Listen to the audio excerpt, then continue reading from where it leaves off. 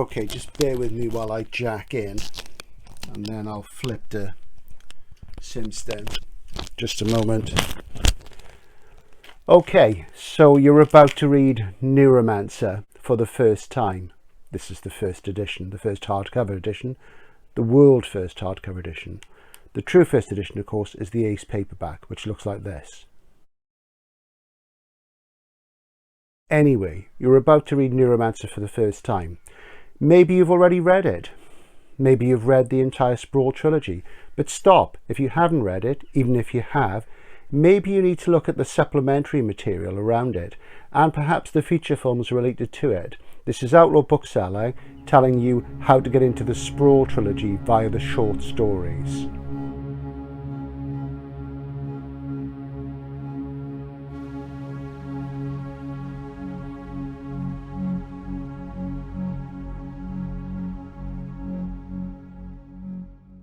So, cry Cyberpunk. Cyberpunk didn't sort of spring fully formed from William Gibson's consciousness, though when it comes down to what Cyberpunk is, my feeling is that, you know, there isn't very much, and most of it is by Gibson. There's a few things by other people.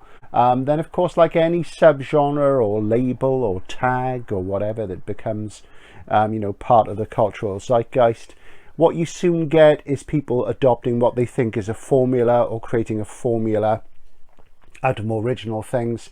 And so now people say, oh, that's Cyberpunk about something written 10 weeks ago. And no, Cyberpunk was a moment in time as much as a subgenre. And it was in the early to late 80s. And, you know, there was a story called Cyberpunk by Bruce Bethke. And they were clear precursors going right the way back to Bester, Dick and Ballard to a smaller extent. Algis Budrys with Michaelmas, with an AI running the world from a briefcase and a human collaborator, with Delaney in Nova, the star pilots jacking in. There were precursors. There's even flashes of it in Cordwainer Smith's instrumentality stories. So it wasn't fully formed. The attitude comes from Moorcock, The Final Programme, Ellison's severe short stories in the 1960s.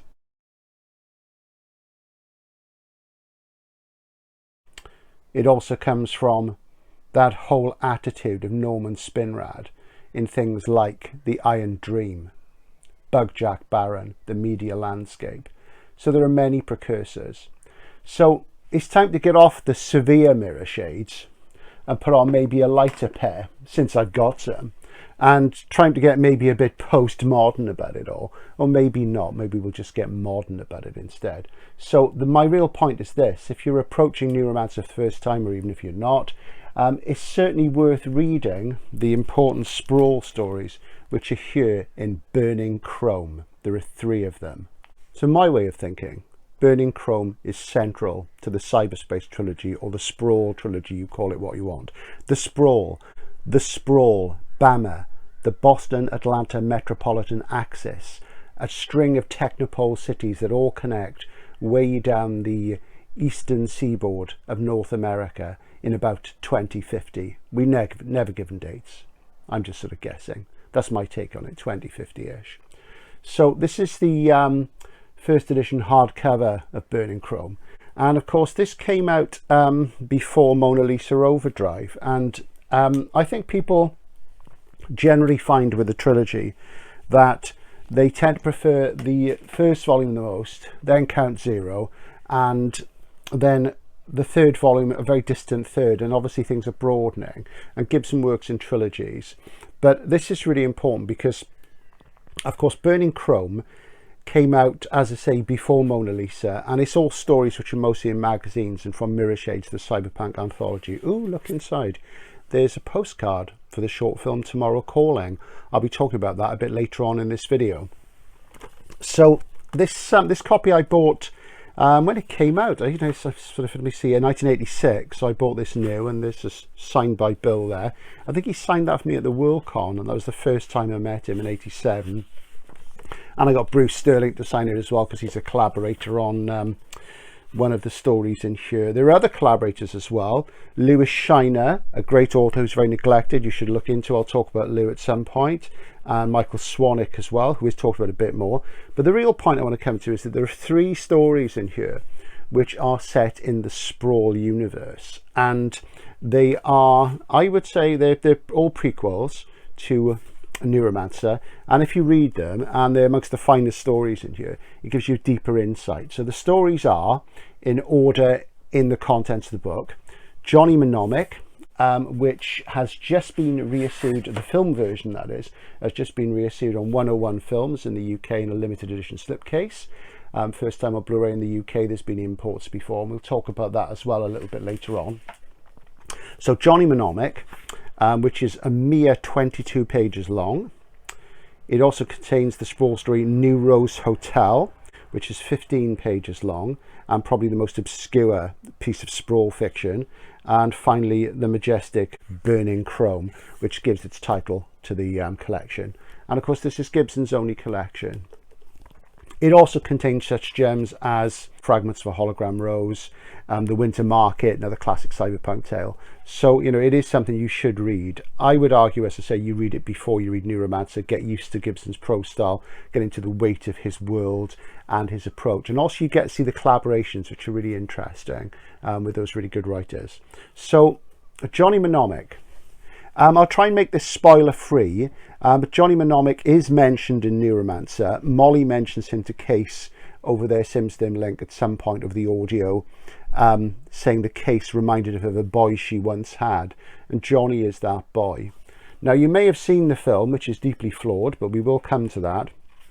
But just to give you a flavour of the story, I'm going to read a little bit, and you know, it's from the very beginning. And you know, it's a famous bit, but it's a great bit. So I'll just read you the opening paragraph. I put the shotgun into an Adidas bag and padded it out with 4 pairs of tennis socks. Not my style at all, but that was what I was aiming for. If they think you're crude, go technical. If they think you're technical, go crude. I'm a very technical boy, so I decided to get as crude as possible. These days, though, you have to be pretty technical before you can even aspire to crudeness. I'd had to turn both those 12 gauge shells from brass stock on a lathe, then load them myself. I'd had to dig up an old microfiche with instructions for hand-loading cartridges. I'd had to build a lever action press to seat the primers. All very tricky, but I knew they'd work. So straight away, you're getting into Gibson's style. Some people have described it as hard-boiled, as similar to that of Chandler and Hammett and Kane. There's an element of that, I would say. The connections between crime fiction and science fiction are not often discussed. They're more prevalent and more important often than anybody gives. An awful lot of science fiction stories are crime stories set in the future, which very much is what Neuromancer is. And you know, it's that whole thing about technology, and he refers to technology which was in use then, like a microfiche. Like at work, I would use a microfiche to look books up on. There were no CD-ROMs and what have you, and we'd gone past the age of catalogues and books. It was on little slips of paper that you put into a kind of projector. And you know, he talks about using a lathe to load a shotgun. There's the reference to a brand, to Adidas. You know, it's just not a sports bag straight away. And as we get into Gibson's work, he just drops the names, the brand names. You know, he'll call something a Braun or what have you. Once you know what sort of piece of hardware it is, he refers to it by its manufacturer's label, and it's extremely cool. And because some of the brands are real and some of them are fictitious, they're futuristic, they're brands which haven't been born yet. So you get that, and it's a great opening to a great story. It's essential because, as I say, it's a true prelude, and it's just wonderful stuff, and I reread it every now and again. Just to talk about the film now, as I say, the film is something that probably more people have seen the film than read the story. This is the 101 edition, as I say. Got a little booklet inside with the usual waffle. This is a limited edition. This is number 25. That's the sort of classic livery from the time. And this edition, I did have a German one. This new one contains some extra features, you know, which are okay. It's in high def. It's got the Japanese cut of the film. It's in English. It's in 4:3, and it's not in high def. It's in standard def. But the third time I met Gibson, I was talking to him about the film, and he said to me then, you know, do watch the Japanese version if you ever can. And this was like in the mid-90s when the film came out. I think it was 96.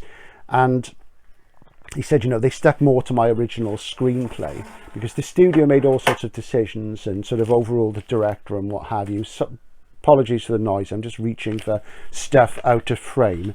And, you know, the film was sort of marketed quite a lot. The internet only just got going. Most people didn't have it at home. Some people maybe had it at work. There's a postcard from the time advertising the film. And also the screenplay, for anybody who wanted to read it, was out there issued in the UK by HarperCollins in hardcover. This is a hardcover first edition of the screenplay. And just taking a look at it, you read it and an awful lot of it isn't actually in any cut of the film.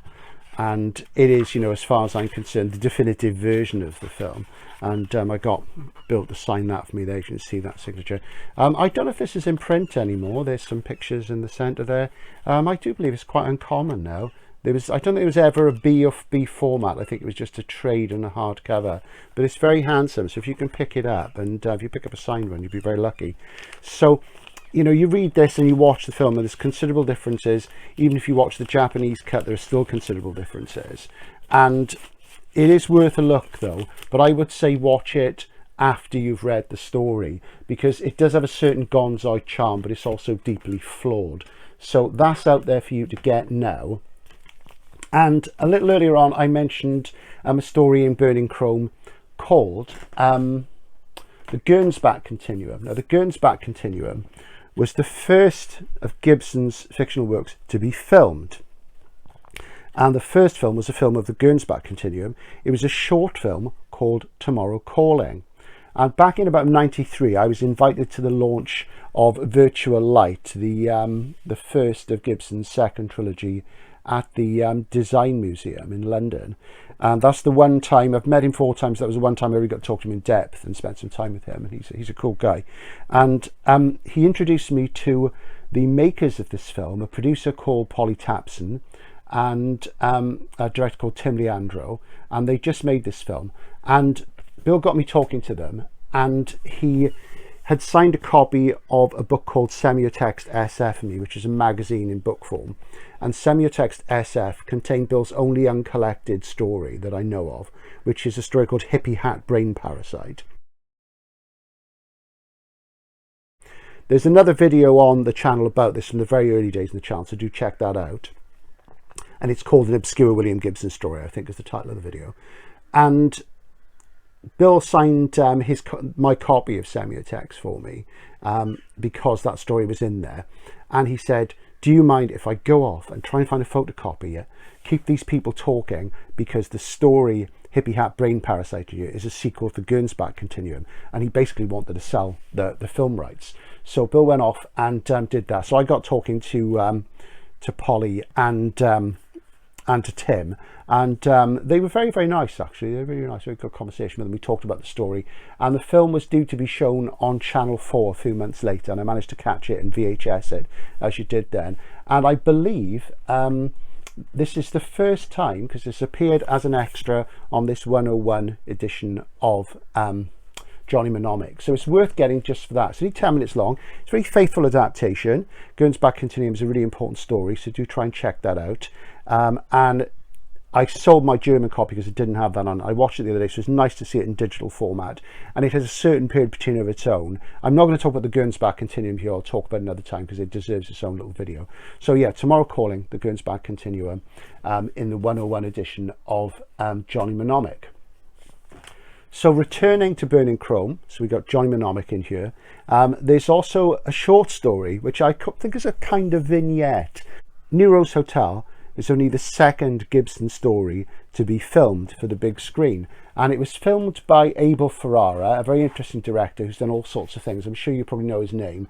He started his career with the infamous Video Nasty Driller Killer, which looks like this. And he made lots of other things. King of New York, with Christopher Walken, which is sort of famous sort of gangster thriller. He made a remake, the second remake of Invasion of the Body Snatchers. It's just called The Body Snatchers. It's not bad. Interesting vampire film. He made the original Bad Lieutenant with Harvey Keitel, which is an amazing movie. And, you know, lots and lots of other things. It's a really interesting artist. And he made this film, Nero's Hotel. And this dates back to the early part of the century. And this is an American DVD. This has never been released in the UK. There's been no cinematic release, no television showing that I know of. There was no UK DVD. There was no VHS in the UK. So I had to get this from the States, region free. So I must have got this sort of early part of the century when it came out. And I think you can stream it now. And as you see, it stars Christopher Walken, Willem Dafoe, and Asia Argento, the daughter of Dario Argento, one of my favourite Italian horror and suspense directors. So there you go. And it's an interesting film. It's meditative parts. To turn, you know, a 15-page story into a film is quite a sort of challenging thing in some ways, because this Nero's Hotel is a very light-on story. It's a man meditating in a hotel room about being betrayed, and it's got a very ambiguous ending, which might suggest suicide, might suggest further revenge. It's hard to say. And it's a strange film. It's not entirely successful, but it's fascinating. But do track it down.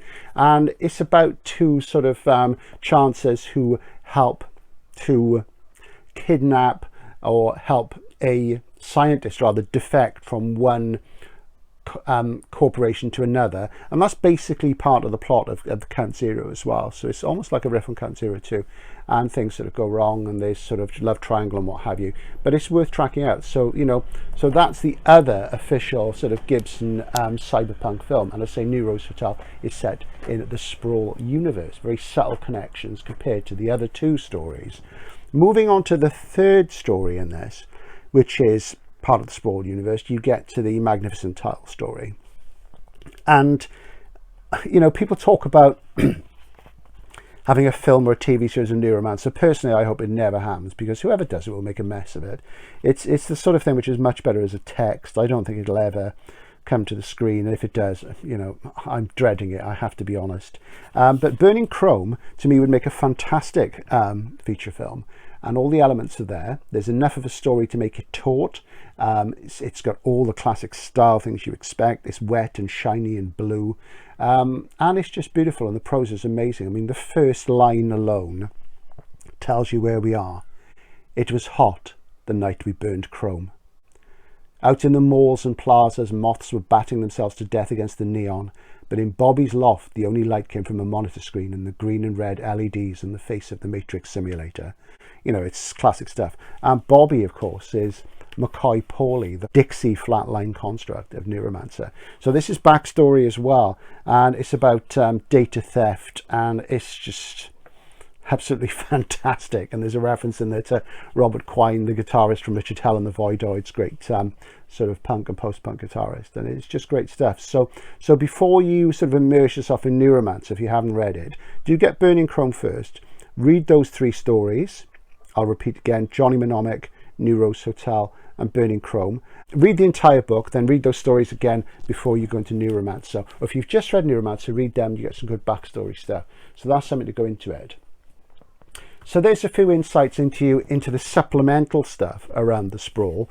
And I sell Neuromancer all the time, you know, and I have a recommendation written up next to which says, you know, the most important science fiction novel of the last 40 years, because it did change things. Its influence still echoes. I don't think British writers ever fully rose to the challenge that Gibson laid down then. You know, these figures, they don't come along very often. You know, he is up there with the greats. At the moment, there are 3 people whose books I buy every time religiously and continue to buy, and, you know, as a knee-jerk reaction, and they are Priest, M. John Harrison, and William Gibson. Used to be Ballard as well. Ballard sadly is no longer with us. So there's a little insight. I don't want to give you too many spoilers, but read those stories. Even if you've read the trilogy, you know, do get that book, because it is fantastic. This is Outlaw Bookseller, signing out for now.